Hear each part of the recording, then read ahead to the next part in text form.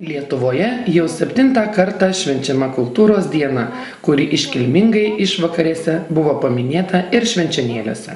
Gražiai sutapo, kad ji buvo švenčiama su reikšmingu Švenčionėlių kultūros centro kultūrinio gyvenimo reiškiniu. Tai tarptautiniu mėgėjų teatrų festivaliu Juoko sūkurys, surengtas jau 18. kartą. Švenčionėlių kultūros centro kieme prasidėjus šventei buvo iškelta kultūros ir taikos vėliava, o į dangų paleisti taiką, ramybę, santarvę, meilę ir sėkmę, simbolizuojantis balti balandžiai. Į šventę atvyko ir daug garbių svečių. Lietuvos Respublikos Seimo narys Petras Čimbaras ne tik nuoširdžiai pasveikinęs kultūros sferos darbuotojus, Juoko sūkurio dalyvius, palinkėjęs gerų idėjų, įteikęs dovanas, bet ir perdavęs kaimynų Molėtų kultūros centro kolektyvo sveikinimus.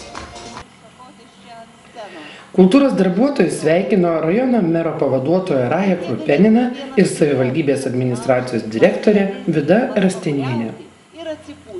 Vicemerė pabrėžė, kad šiuolaikinė kultūra neįmanoma be išmanios vadybos ir džiaugiasi galėdama atlikti jai pavestą garbingą misiją.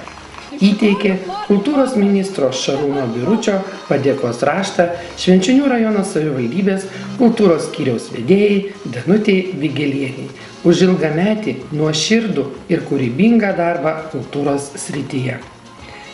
Padėkos raštais už nenuilstamą triūsą buvo apdovanotas didelis būrys ilgamečių rajono kultūros darbuotojų. Žiūrovus džiugino plastiški Švenčionėlių Mindaugo gimnazijos šokėjai, vadovaujami Renatos Grigenicienės.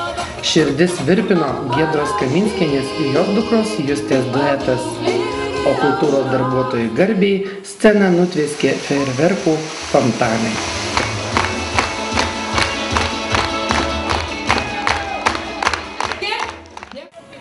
18. tarptautinį mėgėjų teatrų festivalį pradėjo Švenčionių pradinės mokyklos mokytojų teatras, įkurtas ir vadovaujamas Virginijos Duksienės.